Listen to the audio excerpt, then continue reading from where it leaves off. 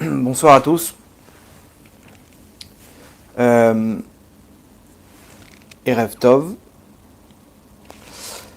Ok, pour le cours de ce soir, avant de commencer, j'aimerais le dédier pour les Lou Nishmat, pour l'élévation de l'âme de Rabbi Moshe Aaron Pinto, que ce soir c'est Saïloula. Bezrat Hashem, allumer une petite bougie. Les Lou Nishmato. Et les Avdil Ben Achaim Lachaim pour une tchouva complète de Abraham Ben Sarah, Josie Emmanuel Ben Eliaou Ben Elian Gagou, Yael Bat Sarah, Eliaou Yosef Ben Martin, Esther, Bezrat Hashem, chez Srut Torah Tagen Badam et Shakadosh Baruch Hu Yarzir Otam Betchouva chez les Mar. Ok, j'espère que tout va bien au niveau de l'image et du son. Ce soir, on va parler d'un phénomène.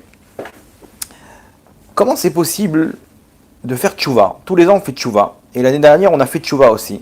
Et pourtant, aujourd'hui, on est au même niveau. Il y a des gens, ils sont toujours dans les mêmes épreuves. Ils sont toujours dans les mêmes galères. Ils sont toujours dans les mêmes obstacles. Ils ont toujours leur même niveau spirituel. Il n'y a pas d'évolution. Une fois, le Rav Sitruk, à la Vachalom, il était à son cours. Il avait un cours hebdomadaire dans la grande synagogue. Et il se retrouve face à ses élèves, donc ils sont là, cours après cours. Et avant de commencer son cours, il allait pour donner une idée par rapport à la paracha, et il s'est rendu compte que cette idée-là, il a donné il y a 2 ans, et qu'il y a des gens présents dans la salle qui étaient là à ce moment-là. Donc il a basculé sur une autre idée. Et puis il a fait le même calcul, il a dit non, mais eux aussi ils étaient là, c'était le cours il y a 4 ans, jusqu'à qu'il arrive à la conclusion. Il y a eu un gros blanc avant de commencer le cours. Et lui, il réfléchissait comment il allait commencer. Et chaque fois qu'il allait trouver une idée, il s'est dit non, mais je ne peux pas dire quelque chose que les gens ont déjà entendu. C'est ridicule, il faut avancer. Mais bon, le problème c'est quoi? C'est qu'en fait, il s'est rendu compte que quand il cherche dans sa mémoire, il pense à une idée, mais ce qui le bloque, c'est qu'il y a des gens qui étaient déjà là les années précédentes. Jusqu'à qu'il arrive à une conclusion, de se dire, mais en fait, c'est le même public. Genre, j'ai un public devant moi qui est là pour se renforcer, pour se rapprocher d'Hachem, mais ça fait 6-7 ans que c'est la même histoire. C'est-à-dire qu'ils sont toujours au même niveau. Et là, il n'a pas pu s'en empêcher, il leur a dit, mais comment ça se fait que vous êtes toujours là? Comment ça se fait que vous... Normalement, quelqu'un, il goûte à la Torah, il goûte un cours de Torah, il a envie d'ouvrir une Gemara, d'étudier avec quelqu'un, d'aller dans un cours, où lui-même, il se plonge dedans. Il n'attend pas qu'on lui mâche le travail, que le Rav lui fait tout le travail. Il est plus là. Il peut plus. C'est des cours pour lui qui sont basiques. Il a goûté. On ne peut plus lui donner des petites entrées. Il a besoin de prendre de la viande. Et il s'est dit, mais quoi? Mais vous avez toujours pas évolué en fait. Alors je comprends que vous avez redoublé d'une année, 2-3 ans, mais ça fait 5-6 ans. Il y en a, ils sont toujours là. Ah, il a eu la claque il a pris une claque de voir qu'en fait, les gens, ils ont toujours pas progressé. Et il s'est pas gêné de leur dire. Il s'est pas gêné de leur dire, avec toute la douceur qu'il avait, il a quand même fait la remarque. Il faut avancer. Et c'est vrai que c'est un phénomène courant, qu'on voit des gens, ça fait 10 ans, 5 ans, ils sont tous les jours, ils font les mêmes prières. Tous les jours, ils étudient la Torah. Ils ont des cours. Ils suivent tel et tel rave. Ils ont tout ce qu'il faut. C'est-à-dire que c'est des gens qui sont ce qu'on appelle Shomer Torah Mitzvot. Pourtant, tu espères le voir évoluer. C'est-à-dire, si je te le montre maintenant, au moment où il a commencé les cours, et 10 ans après, tu aurais dû voir une évolution incroyable. Quelqu'un qui, ça y est, maintenant, il sait lire une Gemara. Quelqu'un que sa femme, elle se couvre la tête. Il y a une évolution. Et puis on voit, c'est toujours le même niveau. Les gens, ils restent au point mort. Et on revient au même cours au mois des Louls. Et encore, on va parler de la tchouva. Et encore, les gens, ils vont se chauffer. Et ils vont être là, au slichot. Et ils vont crier. Et l'année d'après, rebelote. La même histoire. On en a pas marre. Comment c'est possible? Comment on peut rester au point mort? Donc, c'est la problématique du cours de ce soir. Donc, on va essayer de répondre à ce... Qu'est-ce qui bloque? Il y a quelque chose ici qui m'empêche de mettre en place cette teshuva. J'ai pris une décision dans ma vie. J'ai fait par rapport à ça teshuva. J'ai pleuré à Hachem. Mais derrière, quand je vais pour démarrer, point mort. Alors il passe la vitesse, je sais pas, ça marche pas. Appuie sur l'accélérateur, t'appuies, ça avance pas. T'es monté dans la voiture, t'as mis la clé dans le contact, t'as démarré le moteur, t'as mis tout ce qu'il faut en place. T'appuies sur l'accélérateur, tu restes au point mort. Ce soir, on va apprendre quel est le problème, on va analyser quel est le problème, qu'est-ce qui bloque aujourd'hui dans notre génération. Chose que, je vous le dis entre nous, hein, chez les Israéliens, ça n'existe pas. Je suis désolé de vous annoncer ça comme ça, mais chez les Israéliens, il y a une force que quelqu'un il fait tchouva, il bombarde. Il bombarde, tu le vois, quelques mois après, c'est plus le même. On ne parle pas de devenir un religieux ou quoi que ce soit, mais déjà, à l'intérieur, tu vois que là, c'est plus la même personne. Il y a quelque chose qui a changé. Et ils tracent, ils n'ont pas peur. Chez nous, c'est un peu plus dur. Il y a quelque chose qui bloque. C'est dans la génération entière, en fait. Mais on rame, on n'arrive pas à avancer. On pédale dans le vide. Qu'est-ce qui bloque? Qu'est-ce qui bloque ma vie? Qu'est-ce qui bloque ma teshuva? Et pourquoi je suis toujours au point mort? Donc c'est le sujet du cours ce soir. On va essayer d'analyser le problème pour pouvoir le traiter, Bezrat Hashem. Alors quel est le problème? Remarquez bien, on est dans une génération où on veut tout recevoir. Le beurre et l'argent du beurre. J'ai des questions comme ça, les gens ils me posent la question, ils me disent, avec bien sûr la Emouna, c'est-à-dire d'ailleurs c'est par rapport, parce qu'ils ont la Emouna, qu'Akadosh Baruch Hu, il peut tout faire. Et ils me disent, mais je veux un enfant de sadique. Gvodarav, comment je fais pour avoir un enfant de sadique? Mais attention, moi je leur dis, si tu veux trouver grâce au d'Hachem, il faut, quand on lui montrer, cette maison-là, elle est apte à faire grandir un enfant qui sera le futur Rav Ovadia Yosef. Et d'un coup, on tombe sur une télévision qui se trouve dans le salon, et il dit non, je veux un enfant de sadique, mais avec la télévision. C'est-à-dire, je veux regarder mes films, je veux toutes mes bêtises, mais à côté de ça, qu'un enfant de sadique qui puisse être à mes côtés, qui puisse être un grand dans la Torah, mais garder ma télévision, garder ma vie quotidienne. On arrive sur des demandes comme ça, où on veut et le beurre et l'argent du beurre. On tombe sur des mariages où les gens ils veulent un mariage de luxe. Ils sont prêts à dépenser des sommes folles. Mais attention, Kvodarav, comment je fais? Je veux pas qu'il y ait de Haïnara. Je veux pas qu'il y ait de mauvais œil. Attends, mais tu leur as sorti les yeux. Tu peux pas dire ça. Tu peux pas jouer sur les deux tableaux. Comment on fait pour se protéger du Haïnara? Tu protèges du Haïnara, tu réduis les trucs. Tu peux pas les mettre en l'air. Ils vont arriver, ils vont waouh. Bah, au bout d'un moment, ce waouh, il sort Hachem Hachem, il est plus là. C'est toi qui as fait les choses. Donc ça coûte cher quand on enlève Hachem. Non, je veux faire mon mariage coco et en même temps pas d'Aïnara. Qu'est-ce que tu demandes? Il y a des phénomènes des fois, on nous dit, je veux une maison. Le mec il a une maison incroyable, tout, tu rentres chez lui, mais d'un autre côté, il veut que les gens ils lui disent que du bien. Il veut que les gens ils voient que d'un bon œil, que des encouragements, Comment tu crois qu'ils vont pas être jaloux? Non, je veux avoir cette maison-là, je veux tout avoir, mais attention, je veux aussi que... Ok, j'entends. On tombe sur des gens aussi, mec, il est chômeur Negia, il touche pas les femmes. Ah, Hachem, il a pris sur lui, il n'y a plus de bise, il n'y a plus de rien, quand la commode. Par contre, le mec, ça ne le dérange pas d'aller dans une plage mélangée. Il va dans une plage mélangée, là-bas c'est mélangé, etc. C'est-à-dire que je veux les deux, je veux me rincer les yeux, mais attention, je veux aussi avoir une femme tzadékette en étant chômeur Negia. Comment ça marche, quoi? On tombe sur des choses aussi. Une femme hyper belle, mais qui dit je veux une femme vraiment, mais parfaite, hyper belle, des fringues de ouf, machin, et un truc. Mais attention, Vodarav, je veux qu'elle soit très humble. Pas d'orgueil, je veux qu'elle ait des bonnes midotes, elle soit douce, etc. Ok, j'entends. Maintenant attention, Hachem il est capable de tout. D'ailleurs, on a avec le drapeau de la Emouna et on demande le beurre et l'argent du beurre. Je veux qu'elle soit hyper belle, mais qu'elle s'enorgueillisse pas, quoi. C'est naturel chez elle, quoi. Cette beauté, ces fringues et tout. Mais à côté de ça, elle est très douce. C'est pas une fille qui va s'énerver, elle est humble. Elle garde son humilité. Et je veux les deux. Est-ce que c'est possible de trouver ok. Ou une femme l'inverse qui dit je veux quelqu'un de sadique qui pense qu'à Hachem. Qu'à Hachem, mais attention.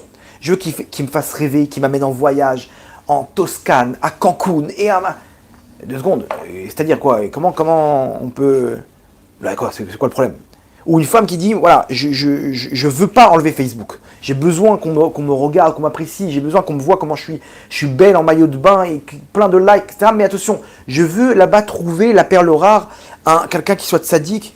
Attends, si tu mets un appât, tu mets ton hameçon dans Facebook, tu vas tomber sur des pourris. Tu peux pas. Non, là-bas, on sait jamais. Il y a toujours quelqu'un de bien qui a juste voulu me. Donc tu peux pas. Comment tu vas arriver aux 2 trucs? Sinon, on tombe sur quoi? Des femmes très de sa noix. Mais attention, je veux que tout le monde me regarde dans le mariage. Et donc des perruques jusqu'en bas et des trucs. Mais attention, Rachel et Menou, la tzniut c'est important, mais je veux que tous les hommes me regardent dans la rue. Ou des gens qui disent je veux le Mashiach, je veux le Beth Amikdash, mais je veux rester en France. Mais je ne vois pas pourquoi il faut. Bref, on tombe sur des cas et des cas. On veut et le beurre et l'argent du beurre. Une génération où, en fait, on se dit qu'Hachem il est capable de tout. Donc, je veux qu'on me donne le top. Je veux qu'on me donne le top et on fait une demande, on fait un menu à Kadosh Baruch Hu et on espère comme ça recevoir tout. Et c'est pour ça qu'on est coincé dans notre vie. C'est pour ça qu'on est coincé dans notre vie et qu'on avance nulle part. Parce qu'on est coincé sur cette idée de vouloir tout, ok, et de demander le top. Et attention, il faut avoir des ambitions. Vous allez voir, il est où le problème. Et à côté de ça, on se dit, attends, mais je comprends pas, pourquoi j'arrive pas à me marier? Pourquoi j'ai toujours pas d'enfant? Pourquoi ma tchouva, pourquoi j'avance pas? Pourquoi ma vie, elle reste au point mort? Et ça, c'est le problème. Le problème, il est comme ça, Rabotai. C'est quoi le mois des Louls? La réponse, elle est dans le mois des Louls. Le mois des Louls, Elul, comment vous écrivez? Aleph Lamed, ok? Vav Lamed. Si vous inversez les lettres, ça fait quoi? Lamed, Aleph. Quand on inverse le Aleph et le Lamed, ça fait Lo. Et quand on inverse le Vav et le Lamed, ça fait aussi Lo. Sauf que le premier, il veut dire le terme un terme de négation. Lo, c'est-à-dire de ne pas. Ok? Genre, quand on dit à quelqu'un, Ani lo rotse, je ne veux pas. Le lo, il vient faire référence à la négation. Ok? Lo, la medvar, il fait référence à la 3e personne du singulier, c'est-à-dire lui. Li, c'est moi, à moi. Lecha, lo. Lo, c'est lui. Donc pour nous dire que Elul, c'est quoi le travail d'Elul à fournir? Le mois d'Elul, le mois de la Teshuvah. C'est si toi, tu es en lo, El, Lamed, Aleph, c'est-à-dire que tu arrives à t'annuler, tu arrives à être en mode négation, c'est-à-dire que tu arrives à faire des concessions, alors tu arrives à lo, donc à lui. C'est qui lui? Hachem. Tout le travail du mois d'Elul, c'est d'arriver à s'annuler pour arriver jusqu'à Hachem. Hachem, il te dit, je suis là, mais tu ne vas pas me voir. Quand est-ce que tu vas me voir? Si tu arrives à annuler un point chez toi, alors là, tu vas arriver très très haut.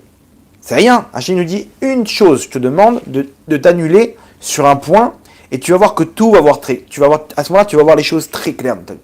C'est-à-dire que tu n'arrives pas à passer parce que peut-être qu'il faut juste baisser la tête. Tu baisses la tête et tu verras que tu vas pouvoir passer. Il y avait une histoire un jour, le Rav Fenger l'avait raconté. C'est quelqu'un il avait un camion, il se rappelait plus de la hauteur de son camion. Et il y a un pont, et il voit comme ça, 4 mètres et demi. Il se dit, comment il fait mon camion? 3 mètres, 4 mètres et demi, 5 mètres, je crois que c'est 5 mètres. Ah, je sais pas. Mais bon, il hésite, et il dit, allez, je tente le coup. Il pousse l'accélérateur, et en fait, son camion, il faisait pile 4 mètres et demi. Et qu'est-ce qui se passe quand 4 mètres et demi, il se rencontre? Il est passé juste en dessous, ok? Et il est resté coincé. Il est bloqué comme ça sous le pont. Le pont, il est collé le camion, il est collé au pont. Il accélère, il n'y a plus, il était bloqué. Il s'est bien enfoncé en plus. C'est-à-dire, il essaie de faire une marche arrière, il peut plus. Il est bloqué. Embouteillage monstre sur l'autoroute. Qu'est-ce qu'on fait? Il descend du camion, les gens, ils lui disent, ah, mais qu'est-ce que tu fais? Tu vois pas que tu passes pas? Et, ah, je suis désolé. Et ils réfléchissent. Les gens, ils essayent de le remorquer, ils le tirent avec des chaînes, ils poussent derrière, ils essayent de. Bon, on va passer, qu'est-ce qu'on fait? Et ils sont tous en train de se gratter la tête, de dire comment on va faire? Et d'un coup, il y a quelqu'un d'un peu plus malin que les autres, il descend, il dit, c'est quoi le problème? Je comprends pas. Je peux régler le problème, ça vous dérange pas? Il dit, vas-y, si tu trouves une solution, vas-y, t'as carte blanche. Il sort un canif, il ouvre le couteau, tac, tac, dans les pneus. Le camion, il descend de niveau, hop, vas-y, il fait une marche arrière, il va sur le côté, et tout le monde passe. Cette image fait exactement ce qu'on vit. Des fois, on essaie de passer, on essaie de forcer. Mais t'as juste à dégonfler un petit peu. Dégonfle, dégonfle. Là, t'es trop, tu demandes trop. Il y a trop de choses. Alors, il n'y a pas de problème de demander. Mais tu peux, si tu veux le top pour toi, tu peux pas toi aussi exiger le minimum de toi. Tu peux pas dire, moi, je veux qu'Hachem me donne le top. Mais toi, de donner le top sur au moins un point, de prendre un truc sur soi et d'avancer à fond, de s'annuler sur un point, ça, je suis pas capable. Attends, tu veux une femme belle ou tu veux une femme qui a des bonnes midotes? C'est sûr que si tu veux une femme très très très belle, cette femme-là, elle a été habituée à ce qu'on lui donne des compliments. Elle a de l'orgueil.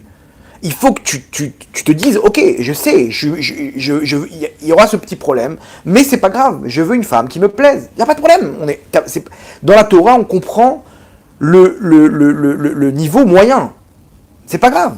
On n'est pas encore au niveau, on avance tout doucement. N'aie pas peur, elle va travailler, elle va s'habiller de sa noix, elle va grandir, elle va avoir des enfants, elle va comprendre que la beauté c'est pas le plus important, elle va travailler ses traits de caractère et elle va arriver à être une grande sadéquette. Il n'y a pas de problème, il y a de grandes personnes qui n'ont pas démarré avec des bonnes midotes et pourtant ils sont devenus ce qu'ils sont devenus. Mais il faut que tu acceptes. Non, je veux pas accepter. Je veux qu'elle soit et belle et qu'elle soit pas orgueilleuse. Donc si t'es pas mévataire, si tu fais pas des concessions quelque part, tu ne pourras pas avancer. Tu es bloqué dans le pont. Donc tout le point mort des gens aujourd'hui, c'est qu'ils veulent d'Hachem beaucoup de choses, et ils sont prêts à faire tchouva, mais quand Hachem lui dit, mon fils, qu'est-ce que tu me donnes maintenant? Tu penses à moi? T'as fait un effort vers moi? Non, non, non, Hachem, tu vas me mettre tout sur un plateau. Attends, je vais pas me... j'ai la Emouna quand même. Il te manque des scénarios, Hachem. Est-ce que t'as le bras court? T'as le bras court, je comprends pas, t'as ouvert la mer là-bas, tu peux pas m'ouvrir moi aussi le passage là? Et on est dans une génération fast-food, où on veut tout servir sur un plateau, et on veut, comment dire, qu'Hachem il nous fasse le travail, et on demande à Hachem le top du top. Hachem il te dit, mon fils, il n'y a pas de problème. Alors qu'est-ce que toi tu me donnes maintenant? Est-ce que tu peux me donner toi aussi le top du top sur un point? Juste, sois mévataire. Soit annule-toi dans un sens, mets-toi en mode low, annule-toi quelque part, et t'arriveras à moi. Si t'arrives à moi, je peux te gâter, mon sadique. Parce que c'est vrai que là, maintenant, tout rentre en compte. Mais comment tu veux que je te gâte si jamais tu es encore loin de ton tikkun? Et donc Hachem, il attend les bras croisés, qu'on bouge. Il te dit, mon fils, tout est en stand-by. Tout le package que je t'ai prévu pour cette année, il est en stand-by. On attend que tu bouges. Pourquoi pourquoi tu t'es pas encore couvert la tête, Matsadika? Pourquoi tu es encore là-bas? Ok, c'est dur pour toi, je comprends. Mais un point, tu peux pas t'annuler sur un point. Une journée dans la semaine, tu peux pas t'annuler. Une heure dans la semaine, tu peux pas t'annuler.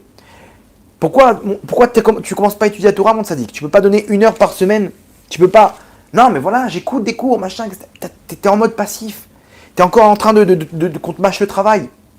C'est ça ce qu'il a, il leur a reproché le Rav Citruc. Il leur a dit, mais qu'est-ce que vous attendez, moi? Je peux pas vous donner tout sur un plateau, il faut chercher Hachem aussi. Il faut que vous fassiez votre travail personnel. Il faut bouger, il faut se battre, il faut mettre des choses en place. Il faut être actif dans la vie. Tu es en train de monter une entreprise. Quand tu montes une entreprise, tu appelles des contacts, tu es là, tu es en train... Je comprends pas, pour l'éternité, tu n'es pas capable de prendre les choses en main, tu te laisses guider. Bon voilà, il y a un petit cours de Torah, il y a une ascara de trucs, de Pierre-Paul Jacques, on va aller, le rabbin il a bien parlé. Ok, qu'est-ce que tu fais après derrière? Qu'est-ce que tu fais? Il nous manque cette étape de passer la première vitesse. Et quand on accélère, on est au point mort. Tu es monté dans la voiture, tu as fait tchouva, tu as tout. Bravo. Pourquoi l'année d'après, tu es encore au même niveau? Non mais voilà, je me suis amélioré. Regardez, Baruch Hashem, aujourd'hui, on mange glad kasher. Okay.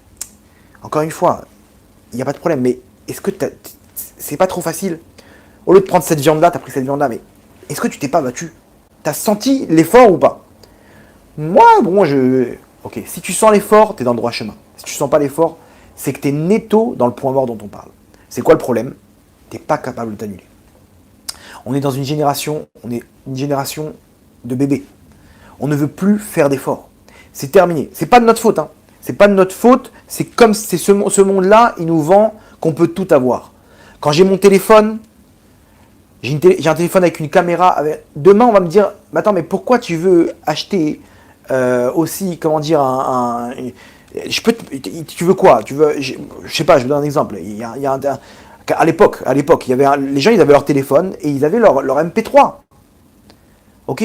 On leur a fait le téléphone MP3. Ils avaient leur iPod et ils avaient leur téléphone. On leur a fait un iPhone. On dit pourquoi tu veux les deux alors que tu peux avoir les deux en un? Vous connaissez cette expression? Les deux en un. On nous vend comme on veut te vendre des choses, alors on te donne les choses pratiques. On te met les deux en un. Pourquoi tu vas voir un téléphone, un MP3 et un appareil photo? On peut te mettre les trois en un. Et après, on va te mettre le même avec une caméra. Waouh, attends, tu te rends compte? Et après, on va te mettre le même truc avec le Google et le machin et toutes les applications. Et les gens, ils tombent dans le piège. Tu peux avoir le même téléphone avec je sais pas combien de pixels. Mais attends, mais t'es pas content là? Non, il y a le 13, iPhone 13 qui est sorti. 14, je sais pas comment il s'appelle les trucs. Attends, t'es un malade. Mais qu'est-ce qui t'arrive? Ça, c'est ce qu'on a.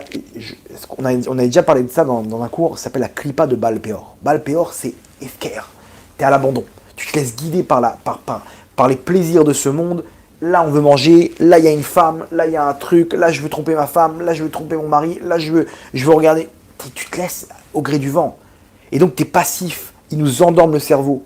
Et t'es là en train de recevoir les infos. T'es plus capable d'être actif. T'es à l'abandon. Donc ça, c'est la clipa de Balpéor. Et c'est ça qu'il faut briser aujourd'hui. Aujourd'hui, il faut arriver à dire stop. Hachem, il te dit, mon fils, c'est le mois des louls, qu'est-ce que tu fais pour moi? Maintenant, moi, j'ai envie de t'entendre. Viens, je te reçois dans mon bureau, tu me demandes, voilà, Akadosh Baruch Hu, je veux une belle année. Très bien, qu'est-ce que tu fais pour moi? Qu'est-ce que tu me proposes? Maintenant, moi, j'ai mon plan divin. Je veux repartir pour l'année Tav Shin Pe Gimel. Ok? Peut-être que cette année-là, il y aura une troisième guerre mondiale, il y aura le Mashiach, on ne sait pas qu'est-ce qui peut se passer. Qu'est-ce que tu proposes maintenant dans ce plan? Quel scénario tu proposes? Vous comprenez que il faut que tu viennes avec des arguments. Si tu viens les mains vides et que tu attends qu'on te fasse le boulot, Hachem là il nous dit stop. Mais Tzadikim, ça y est. Il faut prendre les choses entre eux. Il y en a marre de stagner. L'année dernière, tu m'as dit les mêmes choses, les mêmes promesses. Tu as pris sur toi des choses et après, ça s'est estompé. Hachem il te dit stop. Arrête de prendre. Qu'est-ce que toi tu donnes? Et c'est ça notre problème. On est tout le temps en train de prendre. Comment je peux gratter encore un truc? Comment en Israël, il y a eu un phénomène incroyable qui s'est passé. Je voyais cette scène à plusieurs reprises et je me dis, mais c'est fou. En Israël, les sacs en plastique, ils étaient gratuits. Jusqu'à qu'ils ont fait une loi où tu dois payer 10 centimes par sac en plastique pour qu'il y ait un peu moins de consommation et que les gens, en fait, ils ramènent leurs sacs à eux, là, les gros sacs avec les lances, et que là-bas, ils mettent leurs produits. Ok? Donc, ce qui se passait, c'est que, maintenant, 10 centimes, tu as 10 sacs, ça fait un shekel. Un shekel, ça y est, tu viens de dépenser 2000 shekels. 2001 ou 2000, on n'est pas à ça près. Et je voyais comme ça une vieille dame à côté de moi, elle était là avec ses sacs en train de tirer, et elle lui dit, combien vous avez pris de sacs pour le rentrer dans la... Quoi, combien? Elle a essayé de gratter, quoi. Quoi, combien? Il dit, bah, c'est 10 centimes par sac. Elle dit, ah non. Elle s'est retrouvée, je l'ai vue en train de galérer, en train de porter ses affaires. Mais pourquoi? C'est 20 centimes, j'avais envie de l'offrir. Elle était en mode, non, on va pas m'avoir. Et combien de fois j'ai vu cette scène où je les vois, les gens, tout doucement, en train d'essayer d'entasser dans les sacs. Pourquoi? Mais avant, t'étais large, maintenant, pourquoi t'es... Non, ça coûte de l'argent maintenant. Vous comprenez? Quand c'est gratuit, waouh, Balpéor, il se débat. Il est là, tapis rouge. Quand c'est payant, quand je dois faire quelque chose, maintenant je dois sortir une petite somme. Non, on m'a pas éduqué comme ça. Cette génération, tu dois prendre, tu dois rien donner d'ailleurs. Tu dois faire que prendre. Quels sont mes intérêts? Qu'est-ce que je donne à la société? On s'en fiche. Quels sont mes intérêts? Je veux faire le minimum et de gagner le maximum. Pareil, regardez dans les hôtels. Dans les mariages, ouais, les gens, quand c'est gratuit là-bas la nourriture, des assiettes, ouais, Iblaina, chez Youbrim, les gens. Et tout le temps, et vous savez qu'ils ont fait un organisme où ils récupèrent la nourriture des hôtels. Après les repas, là-bas, ils font le tour dans les tables. Le mec, il s'est servi tout ça de crêpes, des pains, il a pris un panier de pain avec lui. Mais tu manges pas tout ça. Tu veux manger, il va te resservir.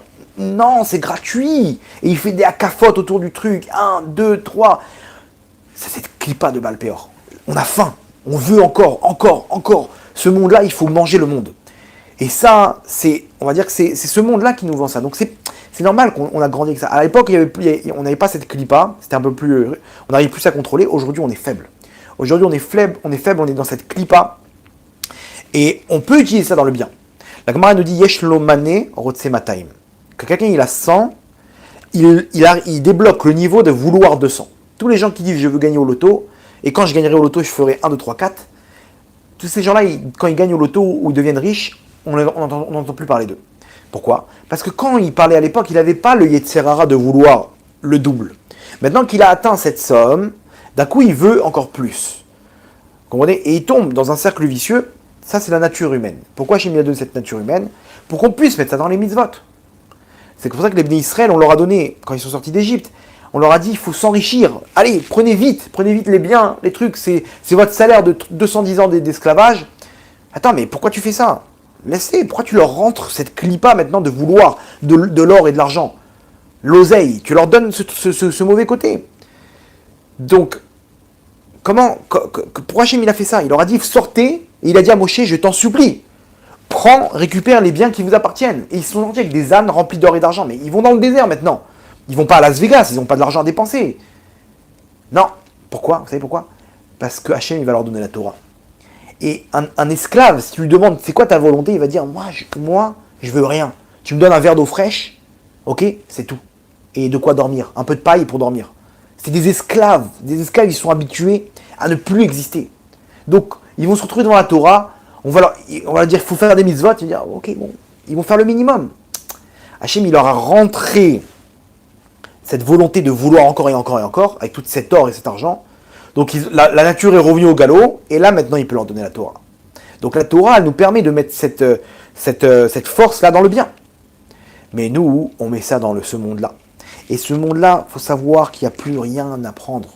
Il n'y a plus rien à prendre. Hachem nous a montré avec le Covid comment tout peut s'arrêter. Il n'y a plus rien à prendre. C'est comme un chewing-gum qui n'a plus de goût. Les gens, ils mâchent. Il n'y a plus de goût. Ça y est, il n'y a plus rien. T'as fait quoi? Tu vas aller où? Il n'y a plus de fringues. Les gens, ils sont vides. Ils sont tristes. Il n'y a plus rien. Il ne faut pas s'habituer à ce monde-là, à dépendre de ce monde-là. C'est comme un enfant, il est habitué à sa tétine. Il a besoin de plaisir. Déshabitue-toi. Il n'y a pas. Habitue-toi à te laisser guider par Hachem. Il y a, tant mieux. Il n'y a pas, on avance. Vous comprenez? Donc, il faut savoir casser. Casser cette clipa, ça veut dire quoi? Ça veut dire, il n'y a pas, je vais arrêter de prendre. Qu'est-ce que moi, je vais donner à Hachem? Qu'est-ce que moi, je vais donner à Hachem? Et ça, c'est au mois des Louls. Au mois des Louls, on a cette force pour pouvoir briser. Il y a un moment, c'est un moment propice, plus que toute l'année, plus que tout ce qui peut se passer pendant l'année, pour pouvoir briser cette clipa, pour pouvoir arriver à s'annuler. Et c'est ça le principe de la tchouva. La tchouva, de revenir à Hachem, pour ça, il faut savoir s'annuler. S'annuler, c'est, vas-y, mets un programme, prends sur toi quelque chose. Tu ne pourras pas revenir à Hachem comme ça. Tu crois que le Yitzhara, il va te laisser. Tu ne peux pas. Donc, qu'est-ce que tu fais? Tu dois commencer avec un petit truc, un petit élément. Un petit élément, un tout petit truc. Et tu vas goûter, et là, tu vas pouvoir rajouter et rajouter et rajouter. De faire tchouva, les gens qui font tchouva de A à Z du début, dès le début, c'est que c'est un coup monté du Yetzirah. Pour pouvoir ne pas prendre de missiles, il faut savoir voler à basse altitude. Là-bas, les radars, ils ne captent pas. Tu ne t'envoles pas trop. À basse altitude. Un jour dans la semaine. Un truc, des petites choses. Et annule-toi sur un point. Un point.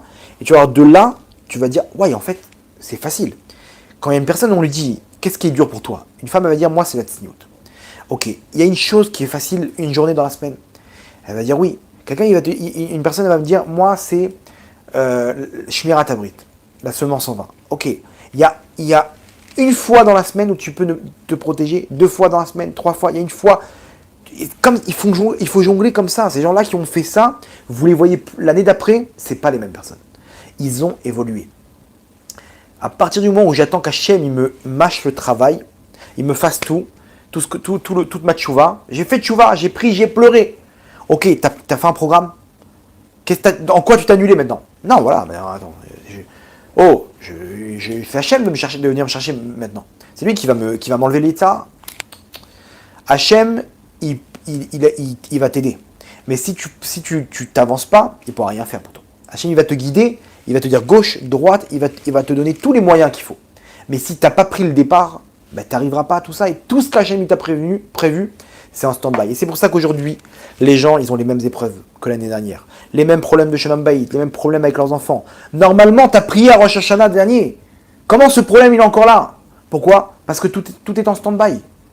Tout est en stand-by, parce que ta vie, elle est en stand-by, ta teshuva, elle est en stand-by.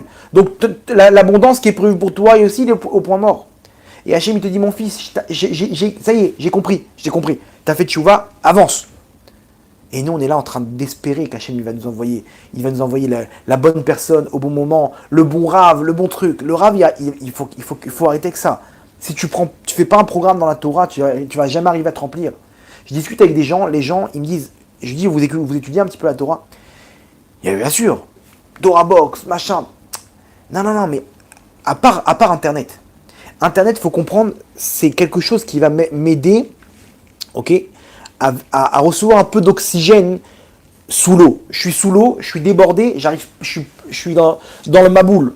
Ce monde-là, en 2022, aujourd'hui, c'est le Maboul. Comment tu peux t'en sortir si tu as des petits cours de Torah? Des petits cours de Torah, des machins. Donc tu vas sur YouTube, tu vas sur Torah Box, tu t'écoutes un petit cours. Ah là là, bon, Hachem, il a bien parlé le Rav. Je vais lui mettre un petit like. Tac, voilà, super. Baruch Hashem, Toda Rabba Kvod Harav, super. Allez, je me chauffe. Et le lendemain, oh là là, encore un bon cours. 2 secondes. T'es encore dans l'eau là. T'as pris un peu d'oxygène, c'est bien, super, Kol HaKavod. Mais il faut sortir de l'eau. Mais comment on sort de l'eau? Sortir de l'eau, c'est d'être actif. Pas de cliquer sur un play et d'attendre que les rabbinim te donnent le travail. Tu vas maintenant dans ta synagogue et tu organises 1 heure de Torah par semaine. Là-bas, il y a un Rav. Là-bas, il y a un Daf Yomi. Tu étudies la Gemara. Des gens, en 7 ans, ils finissent le chasse. Tu sais, je sais pas étudier, mais d'accord, tu prends quelqu'un. Tu donnes ton maaser, tu viens. Alors, très bien, tu attrapes un étudiant. Tu lui dis, regarde, moi, avant d'aller travailler, j'ai envie d'étudier 1 heure. J'ai un cousin comme ça. Il a attrapé un mec, il lui a dit, écoute bien, moi, j'ai mon maaser à donner. Je veux apprendre à étudier la Gemara. Tu m'apprends la Gemara, je te donne mon maaser. Et 2 heures tous les matins, il s'assoit avec un mec. Il étudie la Torah. Aujourd'hui, c'est quelqu'un qui s'est attrapé une Gemara tout seul. Il a fini je sais pas combien de Gemarot. C'est quelqu'un qui est devenu un Talmid Racham avec 2 heures de Torah par jour. 2 heures de Torah par jour. Et il était pareil dans Torah Box, machin. Mais il a pris sa vie entre les mains. Et Baruch Hashem, il réussit, il a la bracha. C'est quelqu'un qui est plein de vie dans sa neshama. Parce qu'il est actif. Il a fait une évolution incroyable. Sa femme, ses enfants, sa parnassa, tout lui sourit. Parce que tu es actif. Mais nous, on est passif. Donc on veut le beurre et l'argent du beurre. Hachem, je suis passif, mais toi tu dois être actif avec moi.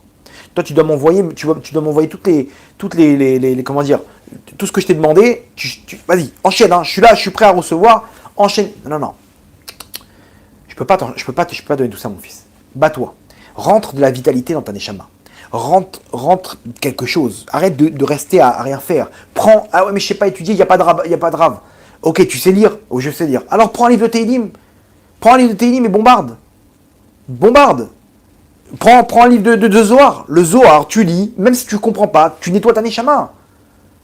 Surtout là, pendant le mois des loups, le Tikkun Zohar. Mais sois actif, va dans une synagogue, prends une Gemara, il y a plein de trucs en français aujourd'hui. Bats-toi, tu sens que c'est dur pour étudier, c'est bon, ça rentre. Et aujourd'hui, Baruch Hashem, il y a plein de cours. Arrêtez avec Internet. Moi, j'aime bien vos petits likes et tout, machin, mais je vous dis, arrêtez avec Internet, c'est juste un tremplin. C'est ce qu'il leur a dit, leur petit truc. Pourquoi vous êtes toujours là? Surtout qu'on tombe sur des trucs sur Internet. Oh là là. L'autre jour, je suis tombé sur un... Juste après, j'ai fait un cours comme ça. J'ai arrêté le YouTube. Il y avait un cours juste après d'un Rav. Vous savez, il présente des cours là-bas. J'ai vu un titre qui avait l'air intéressant. Je sais pas pourquoi j'ai mis play. Je voulais voir c'était quoi la source que ramenait ce Rav par rapport au titre. Je suis tombé sur des trucs. Mais des dizaines de milliers de vues. Des choses parlées contre les rabbinim. Je me dis, des choses, mais c'était dépassé. C'était une lumière qui était trop grosse par rapport au Kéli des gens. Mais qui regarde ces cours derrière? Les gens qui regardent des cours derrière, ça leur touche pas. Qu'est-ce qu'ils vont faire avec ça, avec le cours? Ils finissent le cours. Super, la Torah, elle est belle, mais qu'est-ce que je suis censé faire avec tout ça? Surtout que lui, il a entendu parler mal des rabbinim. Demain, sa femme, elle a besoin d'une question sur la Nida. Non, le Rav truc, il a dit que les rabbinim, ils sont comme ça, et qu'il faut pas les écouter. Et que mais demain, il va pas écouter son Rav, il va faire des avérotes avec sa femme, parce qu'il a pas osé poser la question au Rav. Vous comprenez des trucs que... Tu sais pas qui reçoit le cours derrière. Tu sais, il donne des choses terribles. Et qui est rave là-bas? On sait pas. Un mec qui met rave, machin. Vas-y, on sait pas sur qui tomber. On sait pas sur qui tomber. Des machins, des trucs, il y a des choses qui sont pas nettes. On est dans la jungle. Internet, c'est la jungle. On sait pas sur quoi tomber. Alors il a une barbe, il a un truc. On sait pas sur quoi tomber. Je vous dis, il y a des choses. Vraiment, j'ai vu des choses. Il y avait 3-4 erreurs dans le Harizal, dans des trucs, des machins. Je me suis dit, comment c'est possible? Comment les gens ils vont tomber sur ça? Il n'y avait pas de source. Il y avait des hidushim. Ça tenait sur rien. C'était trop haut. C'était trop haut. Les gens, qu'est-ce qu'ils font avec ça? Alors qu'il n'y a pas de Kelly, c'est bien, mais c'est comme un prof de CP. Ils viennent d'apprendre à lire et tu leur sors un Baudelaire et tu les rends fous. Qu'est-ce qu'ils vont faire avec ce Baudelaire? Il faut leur donner des ustensiles pour pouvoir se rapprocher d'Hachem. Après un cours comme ça, les gens, je ne sais pas s'ils se rapprochent d'Hachem. Ils détestent les rabbinim, ils détestent les religieux, ils détestent... Qu'est-ce qui se passe? C'est sur quoi on peut tomber? Vraiment, il faut se renforcer. Baruch Hashem, Hashem, il a mis des rabbinim, il a mis des gens qui tiennent des synagogues, qui savent étudier. Il faut s'accrocher à eux. T'as un rave, tu t'accroches à lui. Il te dit droite, tu vas à droite. Tu dis gauche, tu vas à gauche. On a des gens sur qui se reposer. On a, Baruch Hashem, le Ham Israël, il est rempli. Mais malheureusement, il y a des choses bizarres. Il y a des choses bizarres, le Yitzhara, il travaille très fort. Et on peut tomber sur des mauvaises choses. Il faut faire attention, vraiment faire attention. Comment on voit ça? Ben regarde si tu as évolué. Si tu n'as pas évolué, tu es toujours au même niveau. Même si tu as kiffé les cours et tu sens que ça te rentre, etc. Ben il y a un problème là. Il y a un problème parce que Hachem, il t'attend. Et tout est en stand-by. Et tu as les mêmes épreuves. Et tu as les mêmes trucs. Donc, si tu vois que tu évolues, tu vois que c'est difficile, c'est bon. Tu es dans le droit chemin. Donc ça, c'est Elul. Elul, il faut savoir briser. Il faut savoir briser cette clipa qui est de vouloir toujours prendre. Maintenant, tu vas donner. Maintenant, brise ça et donne. Et c'est le secret, écoutez bien, pour être riche. Là, j'ouvre une parenthèse si vous le voulez bien. Comment débloquer la richesse? Des gens, jusqu'à aujourd'hui, ils posent la question, mais comment je peux être riche? Il y a une solution. Alors, il faut savoir que selon la Torah, Rabbi Nachman, il ramène que la richesse, elle appartient au Ham Israël. Et quand nous, on ne la prend pas, alors elle va dans les forces du mal. Vous savez qu'au Vatican, par exemple, le Vatican, c'est l'organisme le plus riche au monde. Ils ont dans les cavernes là-bas, dans les caves, ils ont des milliards d'objets d'une valeur inestimable. Ils sont plus riches que tous les Bill Gates et les milliardaires d'aujourd'hui. La puissance numéro 1 économique, c'est le Vatican. Ils ont des milliards de milliards. La richesse, elle est coincée là-bas. Cette richesse-là, normalement, elle aurait dû servir pour le Beth Amikdash. Cette richesse-là, elle aurait dû servir pour le Ham Israël. Alors, au prochain, on voit Israël, il trouve du gaz. On voit qu'en Israël, il y a des nouvelles technologies. Il manque, mais Hachem, il est en train de ramener ces étincelles qui sont perdues. Le Rabbi Pinchas Mikoritz, il dit qu'on doit prier pour être riche. Parce que si on ne prie pas pour être riche, alors cette richesse, elle va dans les forces du mal. Vous vous rendez compte? Donc, ok, mais moi j'ai déjà prié pour être riche. Mais alors quoi? Pourquoi ça ne marche pas? Tu sais pourquoi? Parce que si tu veux toujours prendre, quand Hachem va te donner de la richesse, bah ça va t'amener droit au mur. Parce que toi, tu es dans l'engrenage de toujours vouloir plus. Donc Hachem, il va te donner de la richesse, mais tu vas même pas t'en rendre compte parce que dès que tu vas recevoir, tu vas enchaîner. Ok, mais maintenant, il faut que je sois milliardaire. Ça suffit pas d'être millionnaire. Mais attends, arrête-toi, regarde ce qu'Hachem t'a donné. Non, c'est bon. Oh, ça va, c'est à la sueur de mon front quand même. C'est moi, et moi, et moi. Vous comprenez? Donc Hachem, il te dit, bon, bah laisse tomber, toi, je peux pas donner de la richesse. Si toi, tu es dans cet engrenage de vouloir encore manger, comme il dit le Zohar dans le Tikkun Zohar, il dit Av, les gens ils veulent encore, ils aboient comme des chiens. Donne-moi, Hachem. Hachem il nous donne, mais s'il voit qu'on va continuer à aboyer, Hachem dit à quoi ça sert? C'est mettre une embûche à un aveugle. Tu veux la richesse, mon tzaddik? Moi aussi je vais te la donner. Alors pourquoi tu ne me la donnes pas, Hachem? Parce que c'est un piège pour toi. Si tu arrives à te contrôler, alors je peux te donner. Vous comprenez? Et donc, c'est comme un enfant. Un enfant, tu vois, tu lui donnes un bonbon, tu crois qu'il va se calmer. Juste après, il veut encore. C'est la nature humaine. Si tu arrives à contrôler et dire, Baruch Hashem, j'ai tout dans ma vie, je suis heureux, je suis bien.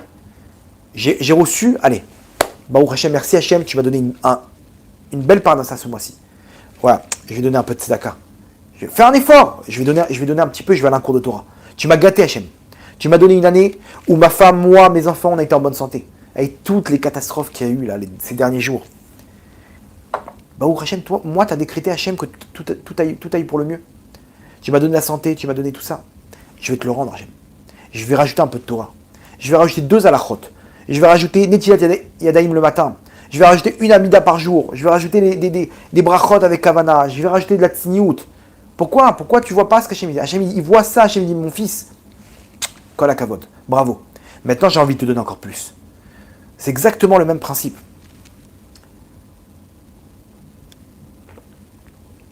La règle, elle est que plus on s'annule, plus on reçoit.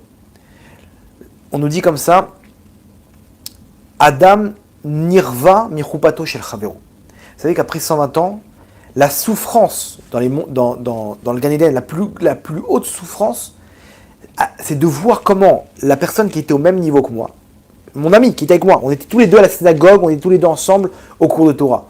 Lui, il a un Gan Eden incroyable et moi, j'ai un Gan Eden moyen. Alors qu'on était tous les deux ensemble. Vous savez, c'est quoi la différence? On est tous les deux assis au même cours, mais lui, c'est très dur pour lui de venir au cours. Lui, l'effort qu'il a fait, il est plus grand que le mien. Moi, je suis en détente. Moi, tout se passe bien. J'ai pas de problème avec ma femme. J'ai pas de problème avec ma parnassa. Mais lui, il fait des heures supplémentaires pour pouvoir payer ses fins de mois. Et il rentre, il prend une douche. Il n'a qu'une envie, c'est de rester, de se détendre. Et sa femme, elle lui fait la guerre. Et pourtant, il vient et il se bat pour s'asseoir à un cours de Torah. Et on est tous les deux là, assis au cours de Torah. Mais lui, son salaire, il est 10 fois plus haut que le mien. Vous comprenez? La souffrance, dire quoi? Lui et moi, on a fait le même parcours. Pourquoi j'ai pas le même salaire que lui? Parce qu'on vient pas pour les mêmes choses. On n'a pas eu le même effort. On n'a pas le même effort. Donc tout dépend de l'effort. Tu veux être riche, bats-toi. Tu veux réussir dans ta vie, bats-toi. Ça, c'est la tchouva. La tchouva, tu veux revenir à Hachem. Hachem, il te dit, c'est bien beau, mais il faut que tu t'inscris cette pensée dans des actes. Dans des actes. Qu'est-ce que tu fais pour moi maintenant, mon tzaddik? Allez, annule-toi. Quand tu t'annules, tu arrives jusqu'à moi. Et les gens, ils ont raconté, tous ceux qui ont fait tchouva, ils vont vous dire, ça a commencé par une chose. Une chose. Je me rappelle à l'époque, moi comment ça a commencé? J'ai pris sur moi c'était pendant le Homer. Pendant le Homer, on n'a pas le droit d'écouter de la musique. Okay, non, c'est pas quelque chose auquel je faisais attention. Et j'ai pris sur moi de ne pas écouter de la musique pendant les 33 jours du Homer. Les 33 premiers jours, j'ai pris sur moi de ne pas écouter la musique. Je pensais que c'était un bonus, quoi. Oh, ça va, on n'est pas Baba Salé, d'accord? L'excuse connue. Et j'ai dit, je vais prendre sur moi de ne pas écouter la musique. Premier jour, deuxième jour, après je m'ennuyais dans les bus, dans les machins. Je regarde dans mon MP3, ok, j'avais un iPod, les gros iPod vidéo, là, j'avais un truc comme ça. Et je dis, qu'est-ce que je peux faire maintenant? Et je vois cours du Rav Ben Tata. Rav Yosef Ben Tata. Je vois des cours. Maintenant, cette histoire-là, ça remonte 2 ans avant. J'avais rendu visite à un copain qui était à la yeshiva et qui m'a dit, je t'en supplie, il y a un Rav dans ma yeshiva, tu vas kiffer. Écoute ces cours. J'étais pas trop dans les cours de Torah. Je dis, ouais, laisse tomber. Il m'a tellement saoulé que je voulais pas lui faire la peine. J'ai dit, bon, c'est quoi? Je vais mettre ses cours, il va me laisser tranquille et c'est bon. J'écouterai pas. Si j'ai envie, j'écouterai. Si j'ai pas envie, j'écouterai pas. J'ai dit, bon, vas-y, mets les cours. Allez, il m'a mis les cours dans mon iPod. Et ces cours-là, pendant 2 ans, ils étaient là, ils servaient à rien. Et là, je tournais comme ça, je dis, qu'est-ce que je vais écouter? Qu'est-ce que je peux faire? Peut-être il y a une musique sans je sais pas, a cappella, un truc. Et je vois cours du Rav Ben Tata. Je clique dessus. Là, j'étais dans une phase terrible où je savais pas quoi faire de ma vie. Il y avait plein de questions. Il commence le cours avec une question que je me posais. Pourquoi Hachem il a créé ce monde, Rabotai? Pourquoi Hachem il a créé ce monde? Waouh! Ouais, j'adore ce Rav. Il répond à la question. Deuxième cours, troisième cours. Je suis devenu fan. Après une vingtaine de cours, et j'avais 22 cours. J'ai réécouté les 22. C'est-à-dire que c'était pour moi comme quelqu'un d'assoiffé qui a besoin de boire de l'eau et qui tombe sur de l'eau fraîche. Un verre d'eau fraîche. Je réécoute et je réécoute. Jusqu'à que je rencontre un autre copain qui est dans une yeshiva. Je rencontre un copain en commun qu'on avait dans le bus. Je lui dis, ah, t'as des nouvelles? Ouais, il veut plus te parler. Ça fait longtemps que t'as pas pris de nouvelles. Ah, bah, tu sais quoi, je vais l'appeler. Je l'ai appelé. Il me dit, ouais, frérot, je suis à la yeshiva. Ah, t'es rentré dans la yeshiva? Ouais, si tu veux, là, je peux pas te parler, mais viens me voir. Je lui dis, bon, ok et tout. Regarde, viens me voir. On étudie un petit peu. Et après, on va manger un truc, toi et moi. Ok, bon, j'avais rien à faire, j'avais 2-3 heures devant moi. J'ai dit, ok, j'arrive. C'est où? Il me donne l'endroit, j'arrive là-bas. Je le rencontre. Ça faisait des années que je l'avais pas vu, un ami d'enfance. Il me rend dans sa yeshiva. Bon, moi, la yeshiva, c'était pas trop mon truc. Et il me dit, regarde, là, il y a un cours de 3/4 d'heure. Et après, on s'assoit à manger, toi et moi. D'accord? Je dis, ok. Et il me dit, tu vas voir, tu vas kiffer. Ce Rav, il s'appelle Rav Ben Tata, tu vas kiffer. Je dis, quoi? Comment? Je connais. Et je lui sors mon iPod, je lui dis, c'est lui. Je lui montre les cours. Il dit, ouais, comment t'es tombé sur ces cours? Je dis, bah attends, mais c'est quelqu'un d'autre qui va donner ces cours. Il dit, alors voilà. Et le Rav, il rentre. Et je retombe sur les cours dont j'étais fan, qui m'ont donné de l'oxygène dans le monde dans lequel j'étais. Waouh, et je kiffe. Je lui dis, je peux parler à ton Rav? Il me dit, mais bien sûr. Il me rentre avec lui. Je lui dis, Rav, merci, vous m'avez sauvé la vie. J'étais dans un trou. Je vois un peu enfin la lumière au bout du tunnel. Il me dit, ah mon fils, vas-y, avance, avance. Et comme ça, ils m'ont donné d'autres cours. Et de fil en aiguille, je suis entré à l'Yeshiva. Mais comment ça a commencé? J'ai pris sur moi une chose. Entre le moment du Homer, où j'ai pris sur moi de ne pas écouter de la musique, qui est une mitzvah, mais vraiment, c'est une tradition, même pas une mitzvah. Pendant le Homer, l'année d'après, j'étais à la Yeshiva, j'étais déjà en train d'étudier tout seul la Gemara. En un an, regardez l'évolution. Ça s'est passé, ça a pris 3-4 mois, etc. Après, fin d'année, janvier, février, je suis entré à la Yeshiva. Pessar d'après, je savais déjà étudier une Gemara tout seul. J'avais fait une progression incroyable. Je m'étais mis à fond là-bas. En un an, regardez la progression. La tchouva, elle était là, j'étais là et tout, je suis parti, machin. Ok, à Rosh Hashanah, j'ai fait la même tchouva que d'habitude. Mais là, il y avait quelque chose. Il y avait quelque chose qui n'était même pas Elul. Donc vous voyez que cette force-là, c'est ça la tchouva. La tchouva, c'est bien beau. Tous les ans, je faisais le Rosh Hashanah Kippour et j'évoluais pas d'un millimètre. Et là, il y a eu quelque chose. Là, il y a eu une étincelle. Et c'est ça la tchouva. La tchouva, il dit le Rachash à Kadosh. Regardez comment c'est incroyable. Il dit, toutes les épreuves qu'on vit sur Terre, elles sont là pour nous faire tchouva. Pourquoi? Parce que la tchouva, c'est ce qui nous permet de retirer l'étincelle qu'il y a dans les forces du mal. La tchouva, c'est quoi? Je suis tombé dans une faute. Cette faute-là, elle représente un mal-être, elle représente une mauvaise situation. Pardon. Et on me fait comprendre qu'Hachem ne veut pas de moi. Hachem, il me dit, fais tchouva, mon fils. C'est quoi faire tchouva? Faire tchouva, c'est 3 étapes. Dénoncer la faute. J'énonce ma faute. Voilà Hachem, je suis tombé. J'ai allumé la lumière Shabbat. J'ai allumé mon téléphone Shabbat. La deuxième étape, donc ça c'est à l'instant T, je mets en valeur ce qui a été fait. De regretter la faute. Donc là on est sur le passé. Et de prendre sur soi de ne plus recommencer. Même si on sait pertinemment qu'on va recommencer. Pourquoi? Parce que tout de suite je suis sincère. Tout de suite vraiment j'ai plus envie de recommencer. Ces 3 étapes, passé, présent, futur, ça c'est la tchouva. 3 étapes. Tu donnes ta faute. C'est-à-dire tu prends 5 secondes avec Hachem. Tu énonces ta faute. Hachem, j'ai fauté, je suis tombé, voilà ce que j'ai fait. Tu regrettes.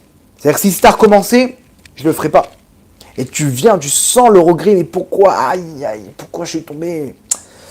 Mince, pourquoi? C'est là, tu sens le regret dans ton cœur. Très bien, super mon tzaddik. 3e étape, c'est je reviens à toi Hachem. Ça y est, c'est terminé, je veux plus de ça. Je repars à zéro. À ce moment-là, ta neshama, elle est nettoyée. C'est ce qu'ils appellent la tchouva.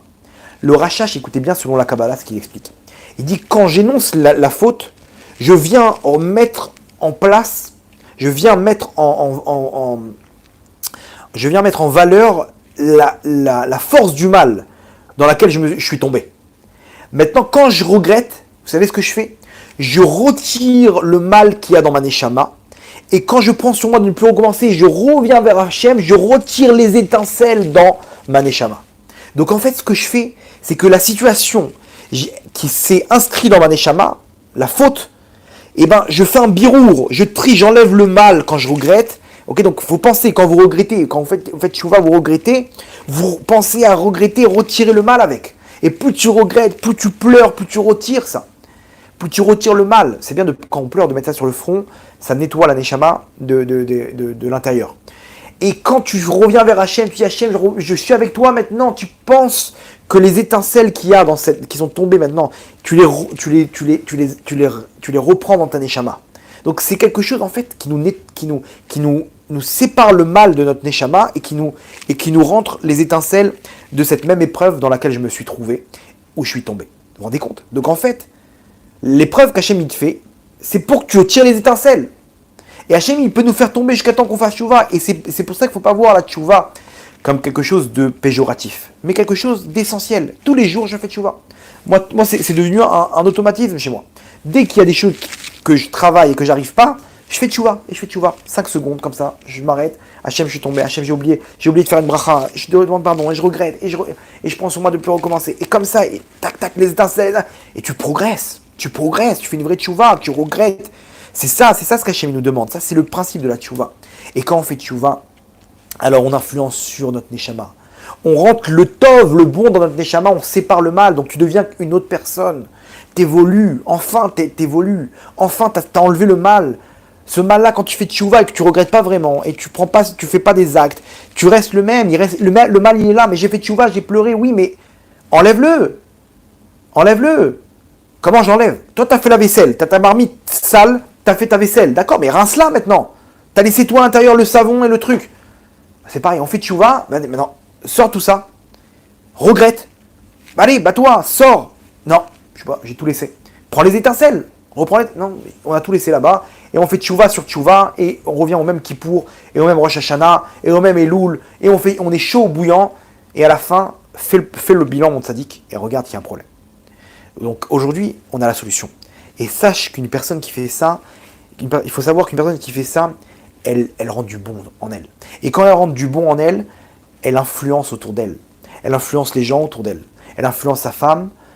Cet homme, il influence sa femme elle influence son mari, ses enfants, ses proches. Quand il parle, il est gracieux, il a du tov, il a plus de mauvais, son cœur, il se purifie de plus en plus. Ses prières ne sont plus les mêmes. Il sent une joie intérieure rentrer en lui. Ça y est, tu fais partie des forces du bien, mon tzaddik. T'es sorti de cette clipa de Baal Péor. T'as un moteur en toi qui te permet d'avancer et de bombarder. D'où il vient ce moteur? Ça y est, t'as cassé cette clipa.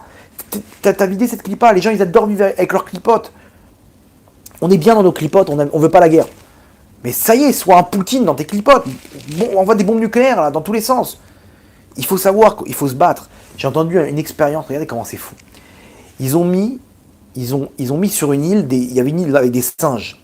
Ils leur ont donné des pommes de terre.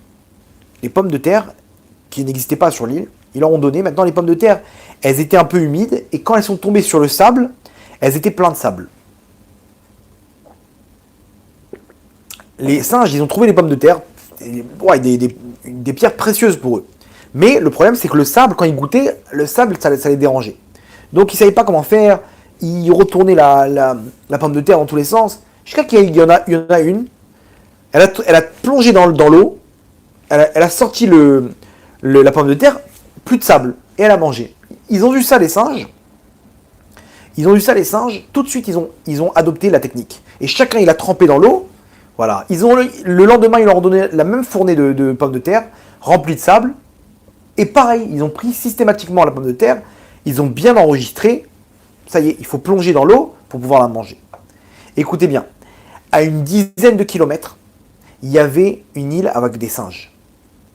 Là-bas, ils ont fait l'expérience, après toute cette expérience, ils ont fait l'expérience de leur jeter à eux aussi des pommes de terre, pour voir comment ils allaient réagir. Écoutez bien, chaque singe, il a pris sa pomme de terre, plein de sable, il a plongé dans l'eau et il a mangé. Ribono Shalom. Mais quoi, ils se sont envoyés un mail, un WhatsApp? D'où ils ont trouvé la technique? Là-bas, ils ont mis du temps avant de trouver la technique. Normalement, on aurait dû avoir la même procédure. Conclusion des chercheurs, les singes, de façon mystérieuse, se sont transmis le message. On parle d'une île à une dizaine de kilomètres. Je pense pas qu'il y en a un entre-temps qui a nagé, qui est parti à la nage, et qui leur a dit, si vous recevez des pommes de terre avec du sable, voilà comment faire. Parce que là, chacun, il y a quelque chose dans les airs, il y a eu une influence des singes dans l'île d'à côté, à une dizaine de kilomètres. Quand j'ai entendu cette expérience, je me suis dit, waouh, on parle de singes. Est-ce que les singes, ils sont là pour faire le tikkun de ce monde-là? Pas du tout. C'est des personnages dans ce monde-là, ça fait partie de la nature. Imaginez-vous un homme qui est l'acteur principal de ce monde.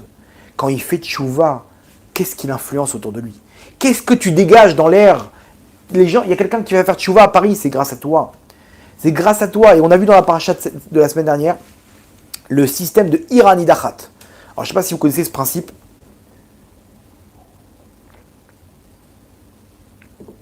Iranidachat, c'est une ville entière qui ont fait de l'idolâtrie. Imaginez-vous, il y a un mec qui est arrivé, un gourou, il en a marre, ouais, regardez et il fait des miracles sur miracles sur miracles, il faut se prosterner, tous les habitants de la ville, ils ont adopté l'idole. Ça s'appelle, le Beth Din, il vient, et il voit ça, il leur dit de faire tchouva, ils font pas tchouva, ils prennent un din de Iranidachat. Iranidachat, écoutez bien, il faut brûler la ville. Tout le monde est chayav mita. Tout le monde est mis à mort. Alors bien entendu, là, c'est un des 3 cas qui n'existent pas. Vous allez voir pourquoi. Non. Il y a un des trois cas dans la Torah. Il y a 3 cas dans la Torah que le scénario n'existe pas. Techniquement, c'est impossible. Donc là, on doit tous les tuer. Imaginez, il n'y a personne qui a voulu faire tchouva. Ils étaient tous dans leur truc, tous envoûtés, et ils ont tous pris le truc. On les a prévenus. Ok. Donc le Badin, il dit, il faut tout brûler. Hommes, femmes, enfants, on brûle la ville. Ok. Maintenant, là-bas, il y a quelqu'un qui dit, non, attends, il y en a un, il a une mezouza. Il a une mezouza. Comment ça? Oui, il est dans l'idole, mais il a quand même gardé sa mezouza. Il pouvait pas. La mezouza, c'était quelque chose de précieux pour lui. Il a gardé sa mezouza. Alors à ce moment, s'il y en a un qui a gardé une mitzvah d'Hachem, la peine de mort, elle est annulée. On brûle pas la ville. Comment ça, on brûle pas la ville? Mais ça change quoi? Il est en train de se prosterner, il a gardé la mezouza. Non. Vous voyez que c'est un scénario qui n'existe pas. Il y a 3 scénarios comme ça, dont celui-là, ça n'existe pas. C'est impossible. Alors pourquoi la Torah nous a parlé de ça? Si c'est un scénario qui n'existe pas, Hachem, pourquoi tu nous parles de choses qui n'existent pas? C'est pas dommage, tu as perdu des mots dans la Torah. Hachem te dit non, mon fils. Ce que je voulais t'apprendre, c'est pas le principe de tuer des gens qui ont fait l'idolâtrie. Je suis pas là-bas, moi. Moi, je suis venu t'apprendre quand il y en a qu'un seul, il peut sauver toute une ville. Si un seul, il prend sur lui la mezouza, malgré qu'il est dans ses clipotes d'idoles, alors toute la ville, elle est sauvée. Toute la ville entière, elle est sauvée. C'est ça ce que je suis venu t'apprendre, mon fils. Vous comprenez? Donc aujourd'hui, regardez ce qui se passe. Vous savez, on est à 2 doigts d'une catastrophe nucléaire en Ukraine. Poutine, il ne veut pas perdre. Envoyer un missile nucléaire sur Kiev, il ne peut pas non plus. Il a une autre technique pour pouvoir... Et il prend des tannées par les Ukrainiens. Il prend des tannées par les Ukrainiens. Ils ont reçu des missiles, les Ukrainiens. Ils ont reçu des drones par la Turquie. Ils ont reçu des trucs par l'Angleterre et par l'OTAN. Ils font un massacre. Les Russes, c'est des bras cassés. Ils se font massacrer par les Ukrainiens. Donc Poutine ne peut pas perdre. Parce que déjà c'est l'Ukraine. Ok. Et deuxièmement, il a les boules contre l'Europe. Il aura coupé le gaz. Donc il lui reste une solution pour sortir à la tête haute. C'est de massacrer la centrale nucléaire. Il envoie missile sur missile sur la centrale nucléaire. Je ne sais plus de quelle ville, j'ai oublié le nom de la ville. Mais, attends, mais qu'est-ce que tu fais? Imaginez-vous l'embellie pour lui. Deuxième Tchernobyl. Il y a un nuage radioactif qui se balade dans l'Europe. Les gens, ils ne peuvent plus aller travailler. À l'époque, les gens, ils n'ont pas réagi parce qu'ils ne savaient pas c'était quoi les conséquences et surtout qu'on leur a dit que le nuage, il allait s'évaporer au bout de 2-3 jours et que ça n'allait pas dépasser Tchernobyl. Mais les gens, ils ont été touchés jusqu'en France. Jusqu'en France, ils ont eu des cancers, ils ont eu des problèmes de thyroïde, des malformations, des trucs de fou à cause de ce nuage radioactif. Donc les gens, ils savent très bien c'est quoi un nuage radioactif. Ils savent très bien c'est quoi une catastrophe d'une centrale qui explose. Cette centrale-là, c'est pas la même catégorie. S'il y a une explosion, c'est bien plus pire que ce qui s'est passé à Tchernobyl. Et lui, il envoie missile sur missile. Mais qu'est-ce que tu fais, Vladimir? Mais qu'est-ce que tu fais? Pourquoi tu veux quoi? La solution, elle est simple. Si jamais ça explose, alors c'est un accident. Bah, qu'est-ce que vous voulez? On envoie des missiles, c'est la guerre, hein, donc ça pète. Et l'Europe, elle est en l'air. Pourquoi? Parce qu'un nuage radioactif, les gens, ils doivent quitter l'Europe. Regardez le scénario qu'Hachem, il peut faire. Hachem, il peut faire un scénario où en 2 secondes, les gens, c'est la crise, les guerres civiles, parce que les gens, ils veulent quitter le pays, s'éloigner de ce nuage radioactif, et ils peuvent se retrouver coincés sans avion, ok. Entre parenthèses, c'est sûr qu'Israël, ils vont débloquer des avions pour tous les juifs, Baruch Hashem. Il y a un refuge. Et regardez le scénario qu'Hachem peut faire. Et Poutine, comme ça, il sort vainqueur. Il a fini les Ukrainiens avec un accident. On ne peut pas lui en vouloir, j'ai rien fait, moi, ça a explosé. Et là, ils ont dû arrêter, ils ont dû couper l'électricité de la centrale pour pas que ça explose. Et couper l'électricité, bah ça empêche le service de refroidissement de l'uranium. Laissez tomber ce qui peut se passer. Hachem, il est en train de secouer le monde. On est à l'aube d'une troisième guerre mondiale, mais Ribono Shalom, qu'est-ce qui se passe? Pourquoi tu veux détruire ton monde? Je ne veux pas détruire mon monde. Je veux juste une chose. Je veux que vous soyez avec moi, mes tzadikim. S'il faut secouer pour que vous puissiez bouger, alors vous allez me remercier parce que vous allez voir combien c'était quelque chose de grand. Et Hachem dit, mes enfants, que un fasse tchouva au moins. Je peux sauver le monde. Je peux sauver l'Europe. Je peux sauver la guerre nucléaire. Et tout peut s'arranger en un instant. C'est ça ce qu'Hachem nous apprend. Un qui a fait tchouva, un qui a pris sur lui une mitzvah, toute la ville, elle a été sauvée. Vous comprenez? Un qui a fait tchouva, le monde, il change. Parce que dans les airs, tu as débloqué du bien. Tu as débloqué du bien dans ta neshama. Tu as débloqué du bien. Et tu auras et le beurre et l'argent du beurre. Tu seras heureux dans ce monde-là. J'ai fait des sacrifices, moi, pour faire tchouva. J'ai fait des gros sacrifices. J'ai jeté mon iPhone dans l'eau. Ok? Je me rappelle, j'ai acheté, mais je suis coincé dans ces WhatsApp et trucs. J'ai pris mon iPhone, je l'ai envoyé comme un frisbee dans l'eau. Il faut faire des sacrifices. Mais aujourd'hui, quand je vois où je suis arrivé, je vois la joie que me procure la Torah et de prier à Hachem. Et qu'est-ce que ça a débloqué chez moi? Alors j'ai le beurre et l'argent du beurre. Vous comprenez? Mais nous, on veut ce monde-là et profiter de tout ce monde-là, des kiffs et être avec Hachem. Et ça, Hachem te dit, mon tzaddik, tu ne peux pas jouer sur les deux tableaux. Tu vas stagner. Donc à toi de prendre les choses en main. Parce que il faut que tu comprennes une chose. Tu peux sauver le monde. Tu peux sauver ta famille. Tu peux sauver ta neshama. Tu peux sauver ta parnassa, ton shalom bayit. Tout est possible avec moi. Tout est en stand-by, mon fils. Prends-le. C'est entre tes mains. Vas-y, avance. Une Kabbalah. Prends quelque chose sur toi, avance. Et j'espère, Bezrat Hachem, qu'on se retrouvera l'année prochaine et vous serez différents. Pourquoi? Parce que c'est comme ça que ça commence. Faites l'expérience. Ça va être dur, les premiers jours, ils seront difficiles. L'angoisse, le Yitzhara, il va vous attraper à la gorge. Commencez ces cours de Torah. Ça va être la guerre. N'aie pas peur. Bats-toi. Parce que l'effort que tu vas fournir, il est décrété à Rosh Hashanah. Si tu ne mets pas là-bas l'effort, il va finir dans le garage, avec ta voiture, dans des travaux, dans des problèmes de Shalom Bayit. Donc choisis où tu veux mettre tes forces, mon tzaddik. Ma tzaddik, si tu vas te battre pour la tsniout, au moins un jour par semaine, n'aie pas peur, parce que l'effort que tu as fourni, tu auras pris de ce budget-là, et donc automatiquement, il y aura moins d'efforts avec ton mari à fournir, avec tes enfants. Tes enfants, ils vont se transformer, ta maison, elle va se transformer. C'est ça ce qu'Hachem nous demande. Mes enfants, je veux que vous rentrez à la maison. Mais si vous ne faites pas votre tikkun sur terre, votre shlichut, et que vous attendez qu'on vous mâche le travail, alors je suis obligé de secouer. Et là, on fait tchouva. Et à Tid, à Kadosh Baruch Hu, l'arzir et kol am Yisrael b'tchouva. À la fin, on va tous faire tchouva. À la fin, il faut savoir, l'am Yisrael va faire tchouva. Est-ce que nous, on le fait de nous-mêmes, ou est-ce qu'on va laisser à Kadosh Baruch Hu prendre les commandes et secouer le monde jusqu'à temps qu'on arrive à faire tchouva et qu'on récupère toutes les étincelles?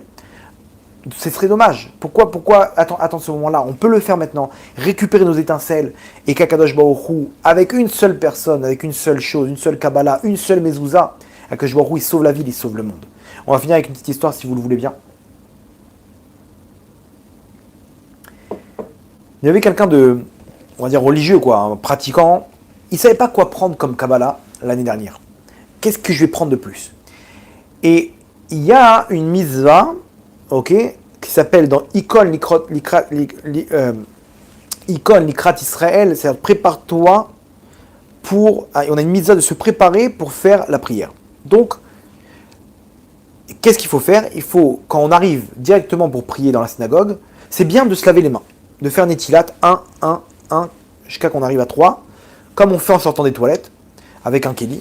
C'est bien, pas obligé, mais c'est une préparation. Ikon Likrat Israël, qu'on doit se préparer pour faire une mitzvah. Donc comment tu te prépares? En nettoyant tes mains de façon à avoir des mains pures pour te présenter devant Hachem. Ok? C'est pas obligé, mais c'est une mitzvah en plus. Lui, il a pris sur lui, de chaque prière, il y a 3 prières par jour, avant chaque prière de faire Netilat. Donc tout va bien, à la synagogue, tout est prévu. Sauf qu'arrivé cet été, c'est une histoire qui a 2 semaines. Arrivé l'été, il se promène avec ses enfants, etc., dans les forêts, dans les parcs. Et il s'est retrouvé dans un parc, le parc Ayarkon, à côté de Tel Aviv. Là-bas, il y a un fleuve, le fleuve Ayarkon. Et il y a un grand parc. Et bon, il y a plein de religieux, c'est sympathique, ils se promènent, les enfants, ils kiffent, et ils ne voient pas le temps passer. Et il arrive au moment de faire Mincha, la nuit, elle commence à tomber, et il entend un Mincha qui s'organise. Mincha, Rabotai, hop. Les gens, ils s'organisent pour commencer la prière de Mincha, dehors, hop. Donc il met son chapeau, il se prépare, il va pour prier, et il se rappelle qu'il n'a pas fait Netilat. Maintenant, toute l'année, il a tenu son engagement. Toute l'année, il a tenu son engagement. Et là, il dit 2 secondes. Mais quand j'ai pris mon engagement que techniquement, dans la mesure où je peux faire Netilat, mais ici, je peux pas laver mes mains. Donc bon, c'est pas grave, je vais frotter un peu mes mains sur le truc, que ça marche aussi. Mais bon, Netilat, je pourrais pas le faire. Et puis d'un coup, il s'est dit, attends, mais t'as cherché au moins. Ça y est, tu vas fermer ça, comme si je t'avais dit maintenant, tu vas recevoir $5 000, t'aurais quand même fait un effort là ou pas? Ouais, c'est vrai que j'aurais cherché un petit peu. En plus, il y a un fleuve à côté. Il se dit, bon, allez, je vais faire un effort. Il voit, il y a un verre, il prend un ustensile avec lui, il dit, allez, je vais essayer de voir si je peux atteindre le fleuve. Il part, maintenant la prière elle a commencé, c'est pas grave. Il tente le coup. Qu'est-ce que j'ai à perdre? Je fais un effort, j'ai pris un engagement, je vais jusqu'au bout. Je vais laisser Hachem me faire... Non, je vais aller jusqu'au bout. Hachem, il m'a gâté cette année, pourquoi je ne vais pas lui rendre? Et il va devant le fleuve, il y a un petit escalier comme ça, il voit, oh super, il peut atteindre le fleuve, et donc prendre avec l'ustensile, et se laver les mains, et faire une belle prière. Il est tout content, il rentre le verre dans l'eau, et qu'est-ce qu'il voit? Une main. Il voit une main dans l'eau, c'est pas possible, c'est quoi cette histoire? Il dit, c'est quoi? Il voit une main avec un bras, il regarde un peu plus loin, et il voit une tête sortir. Oh là, il se terre. Il dit, c'est pas possible, c'est une poupée. Il regarde un peu plus, et il voit une petite fille de 7 ans. Il plonge dans l'eau. Il la sort, la fille. Une fille qui avait perdu connaissance dans l'eau. Au moment où il est en train de faire des petits lacs, le type. Imaginez-vous l'histoire. Maintenant, c'est lui-même un infirmier. Lui-même qui fait du bénévolat dans Magen David Adom. Donc, tout de suite, il commence à appliquer ce qu'il a appris. Et il commence à lui faire le truc pour lui sortir l'eau. Bouche à bouche, elle ressort toute l'eau. Et elle reprend connaissance. Et il entend d'un coup sa mère qui crie. Il dit, c'est elle que vous cherchez? Elle voit sa fille par terre qui sort de l'eau, qui avait perdu connaissance. Il lui a sauvé la vie. C'est une vraie histoire, une vraie histoire. Juste au moment où il est venu se nettoyer les mains pour la prière, Akadosh Baruch Hu, il fait passer cette fille à ce moment-là qui a dû tomber dans l'eau, 6-7 ans, elle ne doit pas savoir nager. Elle a dû avaler de l'eau et elle a perdu connaissance. Maintenant, son corps, il est là, donc, il monte à la surface de temps en temps, il redescend et il tombe juste au moment où il a appliqué son engagement avec Hachem. Entre parenthèses, regardez comment Hachem, il a sauvé cette fille. Elle est tombée, Hachem dit, t'inquiète pas, je vais te chercher. Et il envoie juste le mec à ce moment-là, qui est lui-même un infirmier, parce que le temps s'ils avaient appelé l'ambulance, ça aurait pris encore 5-10 minutes, elle aurait pu partir. De l'eau, c'est terminé, elle perd connaissance, quelques minutes et elle part. Ou elle a des dommages terribles pour le cerveau.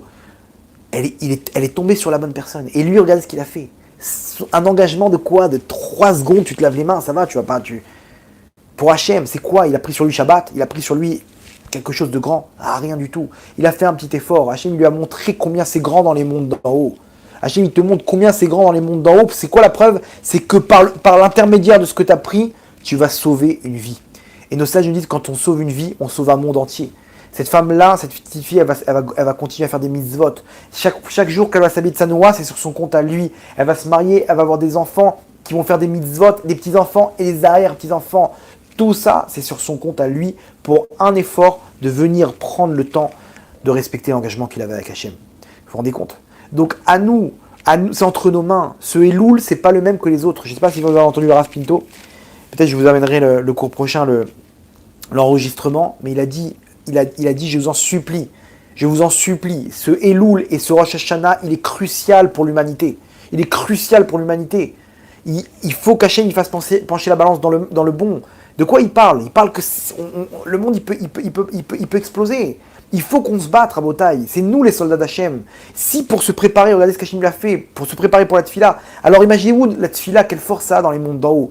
Un juif, il peut changer le mazal. En mazal Israël. En mazal Israël. Donc, à nous de nous battre. Chacun, là où il est, il doit faire tchouva, il doit prendre sur lui quelque chose. Pas pour nous rendre service. C'est pas pour, c'est pas des contrats. C'est toi face à Hachem, tu te rends service qu'à toi-même.